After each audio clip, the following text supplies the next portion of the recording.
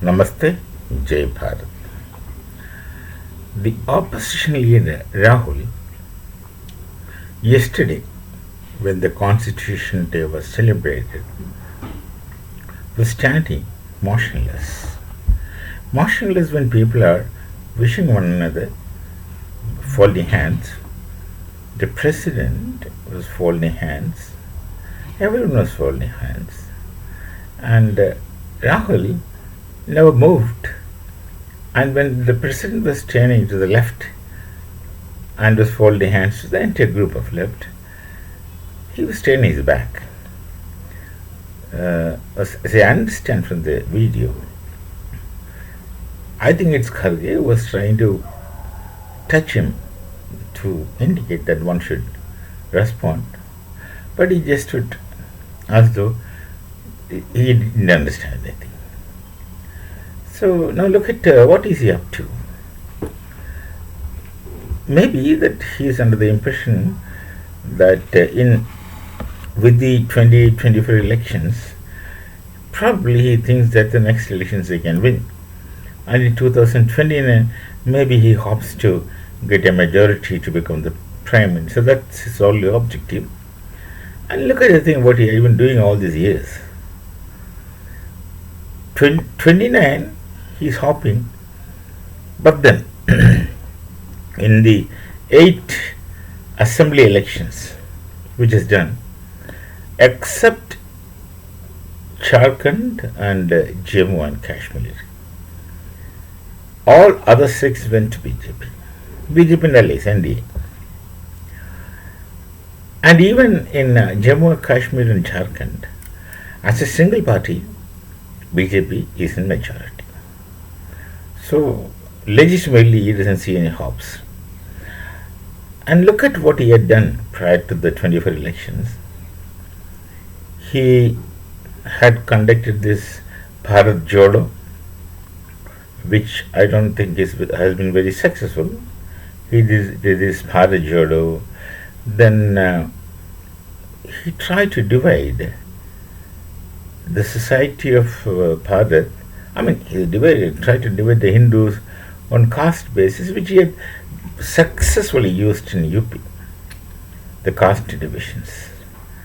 So then he started demanding a caste-based census at the instance of the deep state, as I understand. It's a deep state who wanted this caste-based census, so that they could use it. And then he can use caste for his elections. Then another thing he has done, as a Congress president, he willfully chose a Dalit, who actually is a puppet for him, thought that he could gather some votes from that side. Look at the politics that this man is playing. A boy, not really a man. Then he had tried to use the Hindu sentiments by wearing the Yajñopavita, holy thread, and then showing that to people, visiting temples. So yesterday, day before yesterday, the parliament, he was quoting some ayat from Quran to speak of strength and courage, etc. So, as if he doesn't find it his way. Just all on a sudden, I don't know what is locus standi. He might have locus standi, of course he has. Then there was this opinion was from the Mahatma Gandhi. That's before he was assassinated. He was of the opinion that Congress party had served its purpose. Now we don't need Congress party anymore in Bharat, so it should be dissolved. This opinion Mahatma Gandhi gave, that Congress party should be dissolved. With all these things, what is Rahul Gandhi up to is a question that comes to our mind. You see, the French President Emmanuel Macron, he had dissolved his party and started another party, and then eventually won the elections and is the president now. Is it likely that this Rahul will do the same thing? I don't know if at all he attempts that, how successfully he shall be. But things are not right with him. He is utterly upset and frustrated. That's what we see from the behavior yesterday in Parliament. Uh, when someone is wishing him, he's not bothering. He's wish back and he's turning his back. Now, what kind of ideas this person's mind carries is not intelligible to us.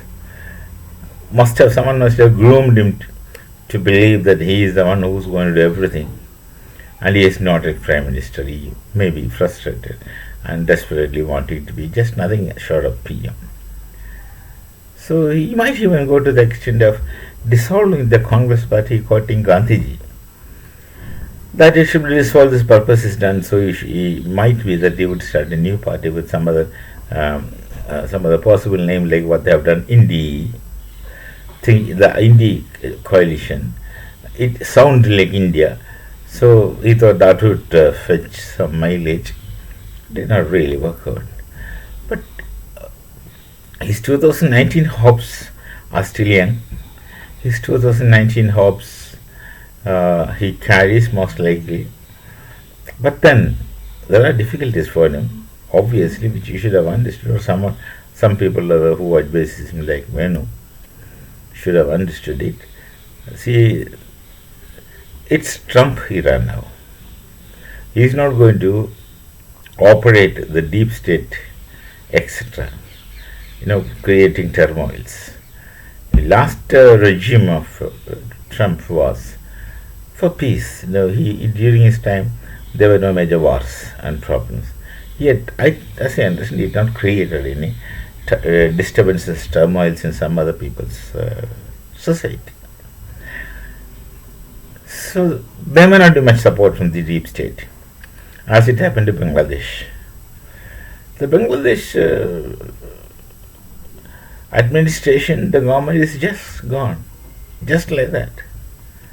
A group of students, supposed to be students, who are really, maybe not really not students, they were instigated into anarchic existence, and they go to the extent that you resign, let this man resign, let that man resign. They decide.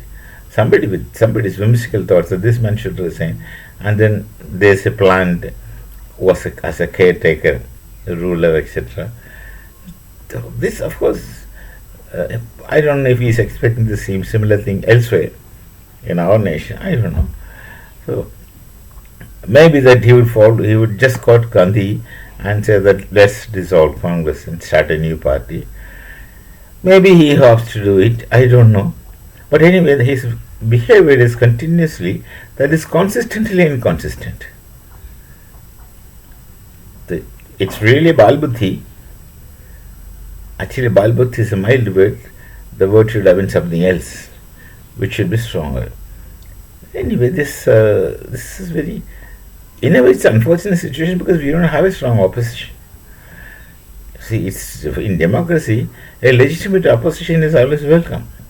But legitimate opposition, not destructive.